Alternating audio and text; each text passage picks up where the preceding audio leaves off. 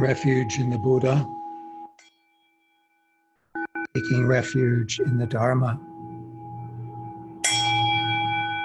taking refuge in the Sangha.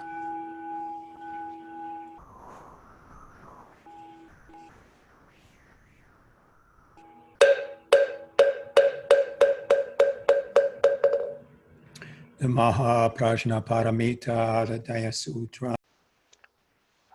So, today is the day we celebrate the great feminine mothers of the planet, and I just want to reach out with gratitude for all the life-giving and healing that takes place thanks to all the mothers. And of course, the great Mother Earth too. So even though our world right now is turned upside down and there's a lot of suffering and craziness going on, there still are mountains and rivers. There's still a sky up above. There's still the nurturing nature of the planet that is giving us sustenance and life. The great feminine, Mother Earth. So, Avalokitesvara starts out as the sky, and as it gets to China, becomes feminine. So the sexuality of Avalokitesvara changes to Kuan Yin, to this great feminine. And sometimes it's portrayed as a Bodhisattva with all these hands, all these heads, and hearing the cries of all the suffering in the world. This is a good time to consider Kuan Yin, hearing the cries of the world and nurturing and holding and helping to heal their wounds.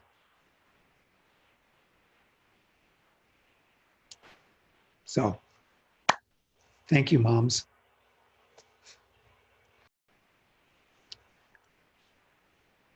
So, and one of the things about our Zen practice is that we sit with our eyes partly open. And why is that? Because we neither want to be too much inward. And I think of inward as penetrating, going in to consciousness, to our unconscious, and penetrating ideas of what we are to get at the root. So I think of that as a more masculine side of our being. Yet our eyes are partly open. So it's not to spend too much time there and get lost in emptiness. There's also outside.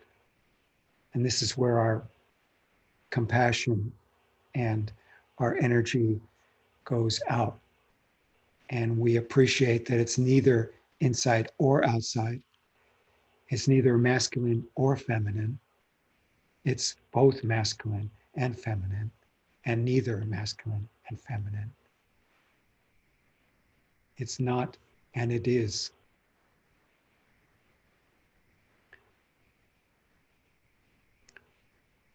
So, when you know one mind, you know all minds. So when you see it, you see that all of life is your path. It's not just sitting and going in and calming down and letting go of and doing that in our practice, which is important, which is part of, but there's also reaching out and being part of this world with all its complications and craziness and being upside down. We have to participate in this, and we have to participate in it from a clear, balanced place. So we don't run away.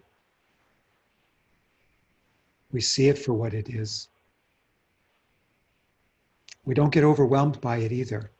Just like we don't dive in deeply and get lost in emptiness, we don't get hung up and distraught and lose our energy. You know, the whole yin yang, the Taoist view, it's a balance. It's about keeping it balanced. So you know when you're out of balance. You know, sometimes your fire burns too strong, too much earth energy, too much air energy. So these are the kinds of things that you can recognize while you're sitting with eyes partly open, neither inner or outer, but both inner and outer, everywhere at once. I know it's easy to get caught up in what's going on around us right now, but you want to be effective, you want to be appropriate, and you want to be able to share what you have to share and not drowned in the diluted views. So I had a wonderful talk with my mechanic. I had to take my car in because it needed a new battery and turns out also a new compressor for my air conditioner. So he gave me a ride home. Wonderful human being. He used to be a nurse as well as a mechanic. And he happened to have voted for Trump. So he and I talked about our current situation on the ride home. And we had a wonderful, open, clear understanding without getting caught up in our individual separate views and creating separation by holding on tightly. He listened very carefully to what I had to say, and I listened very carefully to what he had to say. And he wasn't crazy Trump fanatic kind of person. For him, it was really, didn't like the guy, but he thought it was the best choice. He didn't like Hillary, and that's how it went. So, you know, it wasn't like I had to deal with somebody who was so extreme that they did not have an open mind. But between the two of us, we came to an understanding that things cannot go on the way they are. And it was wonderful. It was really good. There was some healing that took place and some opening of both of our minds and hearts. And I just hope that that can happen more. You know, it's like this pandemic forcing us to be at home, having all this time to go inward, look at, examine, what is this? You know, what now? Where do we go from here? All these questions. You know, there's this opportunity to really examine and not cling to ideas that obviously don't work. You know, we're all in it together, and there's just no avoiding that. You can try, but you're going to be affected.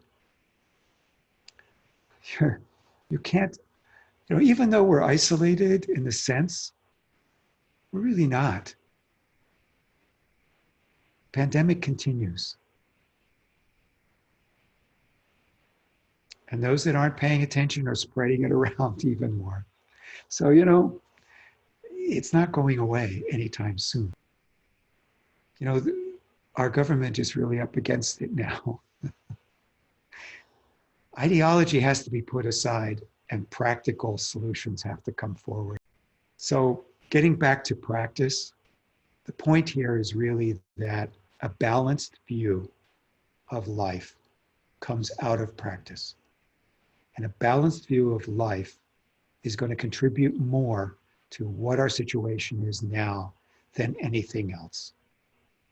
So we need to be balanced. We need to be really diligent and make sure that we stay focused on being clear within ourselves and outside and not get caught up and the dramas, so that we can see what it is that we can individually do in any given situation, appropriately, clearly, contributing, healing.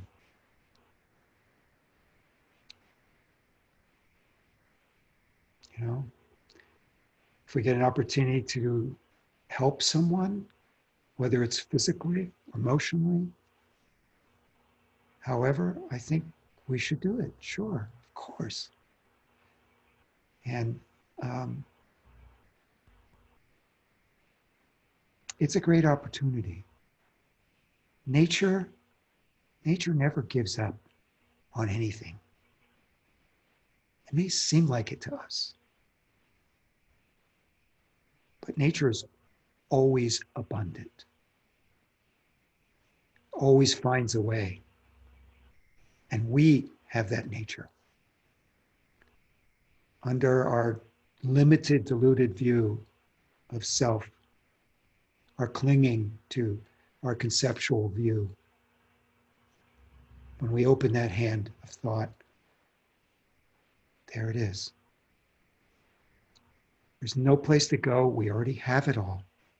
We just don't see it. So we feel constricted. Look, here we are. We're not denying anything. We know the world is upside down. We're here to do what we can because we're dedicated to our Bodhisattva path and being clear and awake. And we're doing whatever we have to be awake. And when anger arises, we see it and we deal with it. And when there's sadness, we're sad. So here we go. We have the energy to do this because our energy comes from the same place all nature's energy comes from. It's boundless.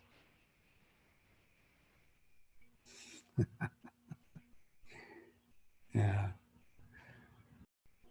See the abundant nature of your original nature, your true self. Comprehend so that now you can use it. So Bodhidharma is not just something you realize, it's something you do something with. Chop wood, carry water, right? Keep on doing it. So, this is very real. We're very real. Zen is very real. It's not about running away from anything. It's really facing up to everything just as it is. And again, this great, abundant, creative force